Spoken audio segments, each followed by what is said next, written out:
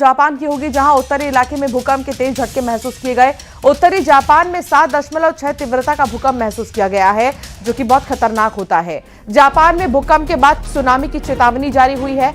समंदर में 10 फीट ऊंची लहरें उठ सकती हैं, इसलिए अभी से ही चेतावनी जारी कर दी गई, ताकि समंदर के आसपास के जितने भी गांव हैं वो खाली हो जाएं। वो पहले से ही एहतियात बरत लें, क्योंकि जो भूकंप का झटका महसूस किया गया है वो बहुत ही ज्यादा खतरनाक है। 7.6 जो है रिक्टर स्केल पर भूकंप की तीव्रता मापी गई है। जापान में ये बहुत ही खतरनाक भूकंप के झटके जो हैं महसूस किए गए हैं। और जो उत्तरी इलाका है जापान का, जो बेसिकली नॉर्थ जोन है जापान का, वहां पर चेतावनी जारी हुई है और भूकंप की चेतावनी जारी हुई है। समंदर में तेज लहरें भी उठ सकती हैं। तो ये फिलहाल आपको बता दें, जापान में भूकंप के तेज झटके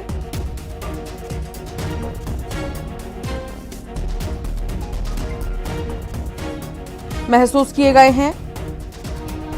जापान में 7.6 तीव्रता का जो भूकंप का झटका है वो महसूस किया गया, जिससे क्षेत्र के तटीय इलाकों में 40 सेंटीमीटर तक की सुनामी आ गई है।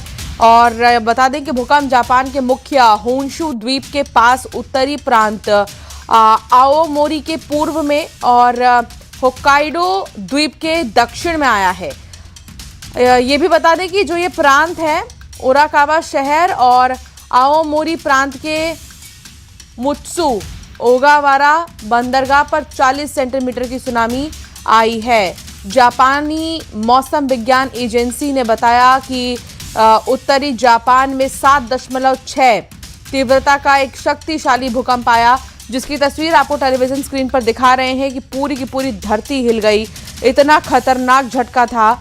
और 7.6 इसकी तीव्रता, 10 फीट ऊंची लहरें उठने की चेतावनी जो है जारी की गई है।